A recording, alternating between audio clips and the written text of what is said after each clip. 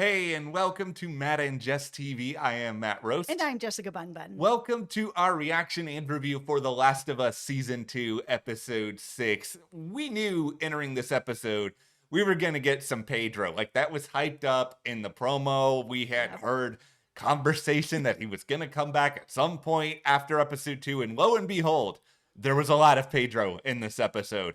There absolutely was, and I'm here for all of it. This was easily, hands down, the best episode of this season. I mean, originally when we saw Joel's death, it was so grim and so horrible, and it just sat with me for the whole week. Then we ended up having this, like, really emotional, impactful, grieving episode where I was like, okay, I feel like I've seen this horrible death. I have now grieved this horrible death. I don't need the flashbacks. And here I am to be like, no, I need the flashbacks. This was so good and just is so emotional. I loved every single second of this. I think it's one of the great things about TV is it's fun when you have an episode that really makes you revert your own opinions, because I was right there with you in the we don't need to see Joel again camp. And after this episode, I'm just like, what was I saying? Like, what was wrong with me it's just that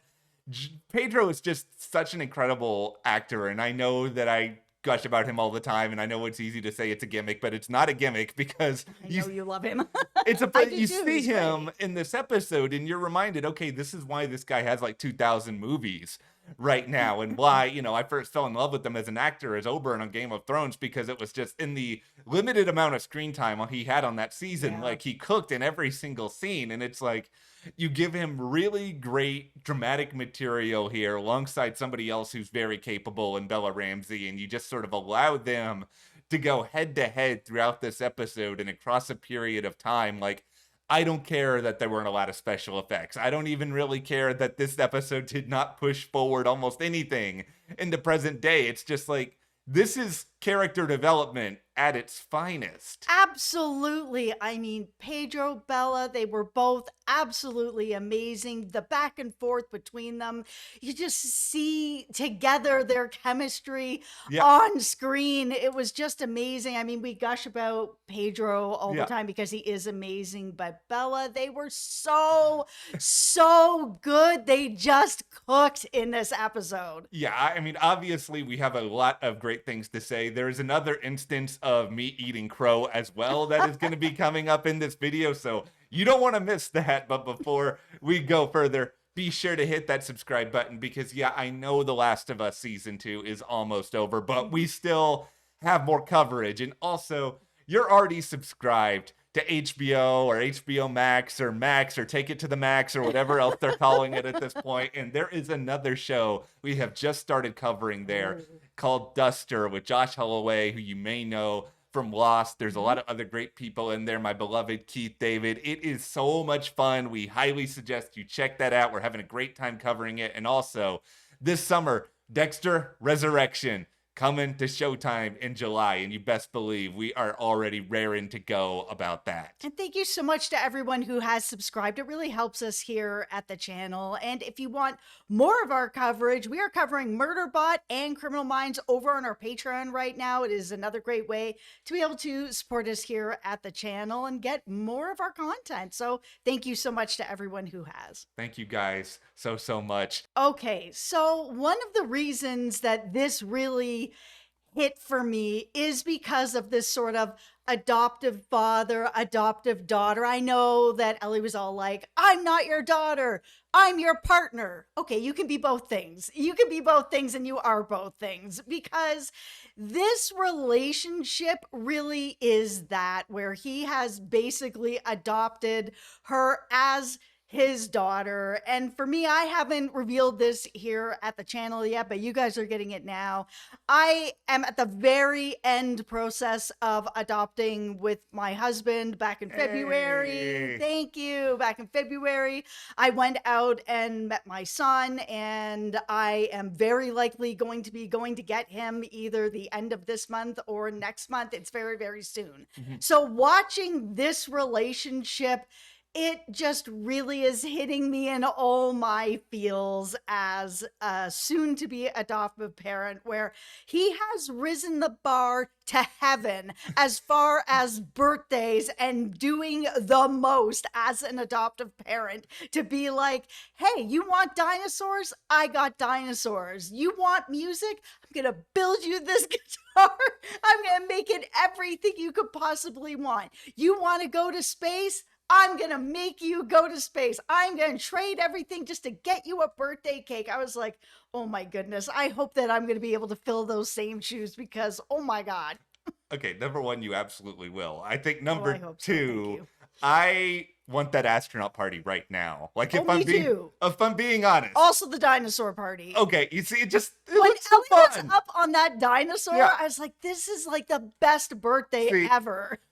For a dinosaur party, if I can just get one of those dinosaur costumes that, people wear all the time on, I don't know, on the TikTok. I'm saying the TikTok because I'm an old person, where they're just like falling all over the place. I watched so many of those videos. Always funny. There are two things in life I think that are always funny. Number one, people getting hit in the pie in the face. And then number two, those dinosaur costumes flailing around. But okay, People falling over. Give me a whole channel of like people falling over. see, as somebody who is not an adopted parent and as somebody who is not a parent, period, like I don't have that relationship or experience to tap into watching this episode. But I think the part of it that really related to me and I really understood was this idea of what Ellie was going through, because once you get to like 17, 18, you start to get to this era where you're just like desperate to prove yourself that I'm an adult, I'm capable of this. And like I struggled a lot with this when I was a whole lot younger because I was not able to drive and get a driver's license. And in Texas, where I grew up, like driving is like a symbol of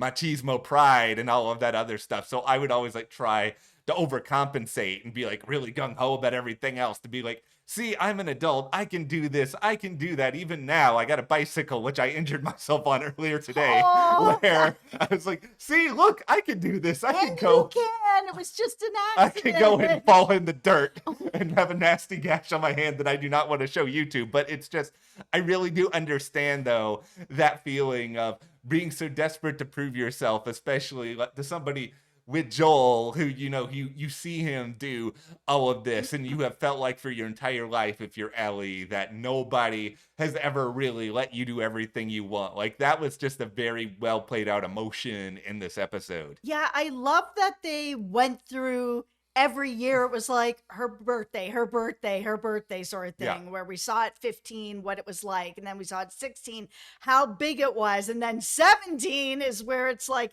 she's really trying to come into her own. Like we saw that she had burned herself to try to cover up that she had been bitten and that she is immune so that she can wear short sleeves again. And Joel's like, okay, yeah, I understand. I don't like that you had to go to that length, but like, I get it. I'm here for you. I support you on it. We're going to figure it out. At 17, she's like, tattoo. She's, smoking something. She's got a girl over.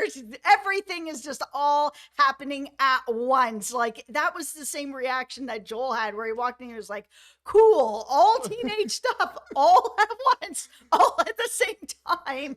I think it's just something that a lot of parents must go through, because I think you also want to put up blinders to your kid growing up. And it's like, once you see one sign that they're growing up, I think all of them probably just come like a waterfall, and you can't like stop the waterfall from crashing into you anymore. It's just, oh no, I'm about to drown in this. And I think, there's a lot of sadness in this episode, obviously, but I Yes. think there's a lot of just humor and charm, and I think you see all these moments that are this reminder of why Joel wanted to save Ellie in the first place, and how much She loved her. and how much Oh. she meant to him, and how much at times he meant to her. And I think that this relationship and this development of it was just so well done, so well needed. Like, this is why I have been on this channel being mad about there only being 7 episodes this season, and about how I know that they're really seemingly just going through the events of the second game at this point, and they were probably like, okay, we don't want to slow things down too much, but I'm just like, slow things down a little bit, because it felt like a lot of this season was rushed, whereas once you slowed it down for this episode, it was the show at its best. absolutely love the reveal of the guitar, because the first episode where Ellie was playing, I was like, this is really awesome. This is really Yeah. cool. Then the next episode, she's playing again. I'm like, why is this happening again? Like, we had this amazing moment already with her doing aha, and Yeah. now I don't understand why it's continuing on. And you guys in the comments were like, hold on, you'll get it. You'll get it. It's coming. I was like, okay, it's coming. And thank you so much, guys, for not spoiling it. Yeah, no. We haven't played the game, so we didn't know what was coming up. And man, did it ever pay off with him putting together the guitar with the moth, with the bone, with all it was just so well done. I wish that there was a visual Last of Us YouTuber apology form I could fill out in the middle of this video where it's like, nature of apology for questioning the show with frequent guitar usage, to the point where I made a comparison between Ellie and a contestant on The Bachelorette, which I am very sorry, Ellie, to have done this to you. You did not deserve that. But yeah, they did really pay it off. And this Yeah, has they gone did. from something that felt very hokey and sort of like a gimmick where they don't know how else to show Ellie's personality to be like, oh, this is actually Ellie connecting to Joel in the only way that she knows how after his death, because everything kind of hit the two of them all at once. Yeah, and that reveal of the two of them actually like talking it out on the porch, we didn't get to see that. It was just we saw Yep. originally.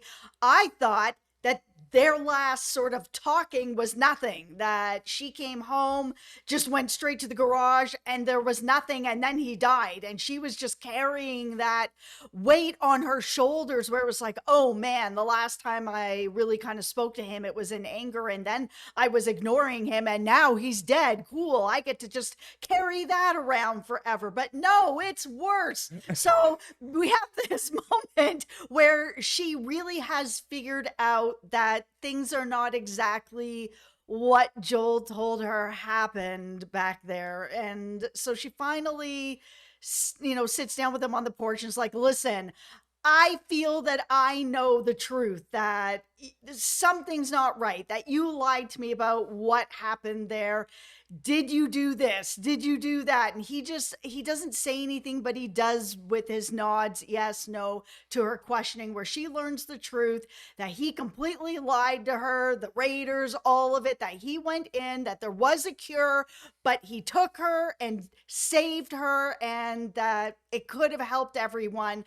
She learned that choice was taken from her, and that she would have given herself up to be able to help everyone, that was her purpose, that she would have gladly died to help everyone else. And now that's gone because Abby's father is gone. So the cure, whatever, went with him. And it seems like maybe there's nobody else, or maybe there is, or Yeah. maybe we'll find out later. But that whole scene where she was just like, I don't know if I can forgive you, but I want to try. And then we know he dies. I was bawling. Okay, let's welcome ourselves to Matt's Crow Buffet here, because not only is there crow I want to eat about my initial thoughts on all of this, but there's crow I'm going to eat throughout the entire episode here. So let's go back to the start of this season, where this is where I originally said, where I was just like, oh, Joel never told Ellie the truth about what happened. I didn't think so either. And then a couple of episodes later, I was like, oh, Joel totally told Ellie about everything that happened. He did it a couple of years into the time jump. And because of that, he would be confused about why the anger was coming up in, the quote unquote present at the start of this season, because he would have thought, oh, all of this has been in the past. It couldn't have been a recent revelation. So I am now eating crow again, because not only did we get it where we got it, but halfway through this episode, I was convinced once again that he didn't actually tell her, and that she just figured it all out herself, because she had that conversation with herself, talking through the question she wanted to ask. I was like, okay, that's it. I understand. But then we got the real heated discussion right before everything that happened with Joel's death. And I just think, Pedro, you did so much with saying so little. The facial expression, the nods, the tears that were in your eyes when you finally spoke, like her response, all of this was just so perfectly well done because it articulates all of the regret that she feels and this idea that she doesn't fully understand but wants to try. But then we can kind of go like super full circle here and remember that now Ellie and Dina's pregnant, and now once Ellie and Dina become parents, then Ellie may actually be able to understand more. Yeah, I really loved that line that, he was repeating from his own father where he was basically like, I hope that one day if you have kids that you'll do a little bit better than me. I was like, oh.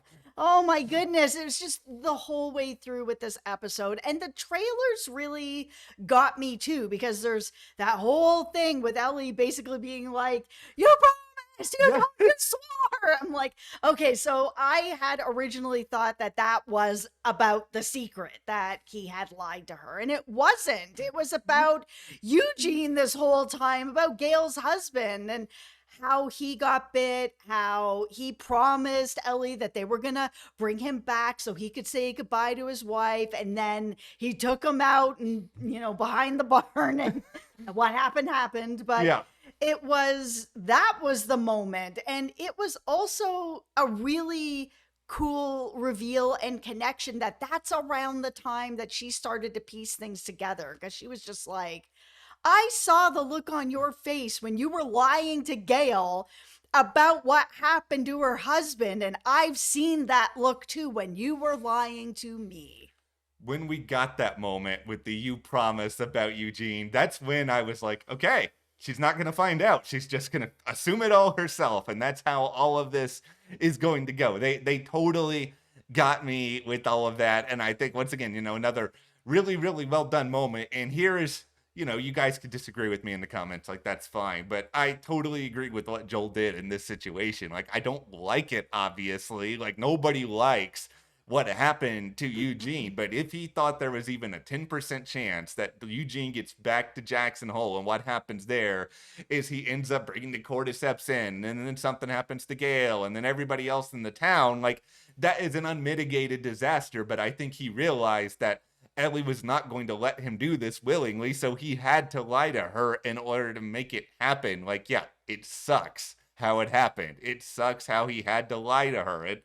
Doubly sucks that is how this ball gets rolling, that ends up with this conversation about everything getting revealed. But it's like, if you're Joel in that situation and you have to think about the whole town, it's like, what choice do you have? Joel was 100% right to not bring Eugene back. Yeah. That was the most irresponsible thing that they could have done. The mistake that he made was lying to Ellie about it. It should have been that conversation. Listen, I understand what you're saying. You think that there's time, but we don't know for sure. We know some stuff about what's going on, but we don't know everything about what's going on. And, now we even know that they're adapting and things are changing and they're becoming more intelligent. Like, that was the right choice to not bring him back, but he didn't need to lie. He could just been like, this isn't happening, and you know why. Like, one person to say goodbye could hurt the entire town. Like, we're not taking that chance. I'm really sorry. I would hope that Eugene would not want to do that to everybody as well, or take that chance. This is happening. I think this is just what makes Joel such a great character, is that he is just so fundamentally flawed, where we all sit here and we're like, Joel is such a good guy. Joel is hashtag daddy vibes, like all of this stuff that we love to say about even Pedro at the same time. But it's like, in reality, this is somebody who has taken out a number of people, often for very selfish and personal reasons. Like what he did saving Ellie, it was selfish, and he just wanted to have her around. He didn't think about her own feelings. But it's like, we understand him, we care about him, and that's why we're on this journey. And lo and behold, that's also why losing him has infuriated us so much, because now we have this full story. Now I actually do have to face closure in a way that I didn't, because I don't think we're ever seeing Pedro again at this point. Oh, they've opened the wounds. Like, it's so bad now. Like, I was so upset about him dying. I hated the way that he died. It was so painful to watch. It was so grim. Yeah. Then I went through the grieving process in that next episode. The show did a really nice job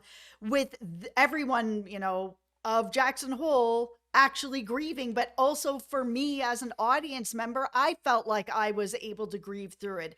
Now I feel like I'm in sort of that next part of grief where I'm in denial, where it's just Yeah. like my wounds are back open again. I want more. I need more. Please bring me more. He can't be dead.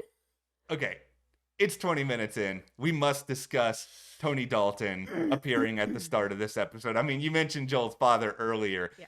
I had no idea he was going to be on this show. No. Like, they announced a lot of cast members in advance. Like, we knew about Isabel Merced, we knew about Catherine O'Hara, but I don't believe that they ever officially said that Lalo Salamanca was going to be on The Last of Us. And I love the idea that they called him and were just like, hey, Lalo, what's going up? We want you to be in 3 minutes of this show. And he agreed. The idea they're able to get him to do this, or Yeah. legendary character actor Joe Pantoliano, whose name I will never be able to say, apologies to Joe, that you're in this for a tiny amount of time. It's just like these actors who we know are so accomplished and so good are able to come in and just like deliver. And because Tony is this actor, Lalo was this character who was just charming, and he came across as Yes. good-natured, but he was really terrible and would do all these awful things. It's a perfect reflection of Joel's father, where he was not a good father, but you looked at him and you wanted to believe he could be. Yes, and that same line of, I hope you do a little bit better than me. And it's nice to sort of see that being passed through generations, because I think that that's what a lot of parents want to do. Yeah. Everybody feels certain ways about their own parents, where we're like, okay, we love you guys, but I wish you did this or that or whatever. Being a parent is really difficult. Yes. And, when you're a child, you think things should be a certain way. As a teenager, you think things should be a certain way, whatever. And then you're like, when I'm a parent, I'm going to do everything differently. It's going to be this, that, whatever. And then I'm sure my own kid is going to be like, man, I wish that it was this and that and whatever. And I'm going to be like, Felix, I hope you do just a little bit better than I did. I just think these emotions, this sentiment, I think it greatly informs everything we're going to have in the finale. And that's why, even though this episode didn't necessarily push things forward in a major way, it does inform, to some extent, why Ellie is going to have the debate she has with Dina. And when it comes to Dina being in danger, and she's on this revenge story, and I know how much you love revenge stories, but I think now Clap for revenge. she's also on this quest, I think, for understanding, because she hasn't really had any time to process exactly what it is that Joel did. And so I think she's trying to kind of come to grips with this idea of what would make someone care so much about another person that they would be willing to risk the entire future of the globe. Like, I think I've said this before on the channel, and you sort of alluded to it earlier too. There's got to be other people out there who are capable of a cure. It's just like, big picture so. for me, I have a hard time believing that there's never going to be anybody else out there. Is there the Last of Us version of, I don't know, young Sheldon who is running around through the wasteland, or like Einstein, an actual genius who lived? But it just feels like there's still an opportunity for hope. Of course, Earth Abides. Did anybody else see that Gail was reading Earth Abides, which is a really great book, a really great show. It just aired over Christmas on MGM Plus. It's so good. And it just feels like there's going to be somebody else out there. Now is going to be the more interesting time. If there is somebody else out there that could make a cure, but Ellie has to die for it, but now she's going to become a parent.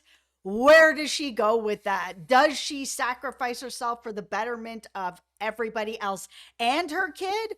Or does she stay alive for her kid? That is emotional upheaval, and that is a headspace I am scared to get into at this point. All right, well, that's where we are coming out of The Last of Us Season 2, Episode 6. I mean, just what an Beautiful episode. I don't know what Pedro is submitting for in the Emmys, because he's only in a few episodes. I don't know if this is a Brian Cox situation from Succession, where he's just going to be like, I'm going to do it as a lead anyway. But he deserves it from this episode. Bella deserves it. Bella, 100%. I hope that they are going to be submitting. Yeah, I I hope you guys enjoyed this. Let us know in the comments. What did you think? How do you think this informs the future? Like Jess said, we haven't played the games. Please, no spoilers. But if you do want to support us further beyond hitting that subscribe button, you can support us by joining our Patreon. That Yeah. link is in the description. We're covering exclusively there in video form. Criminal Minds, Evolution, Murderbot. Thank you so much. We will see you here next time.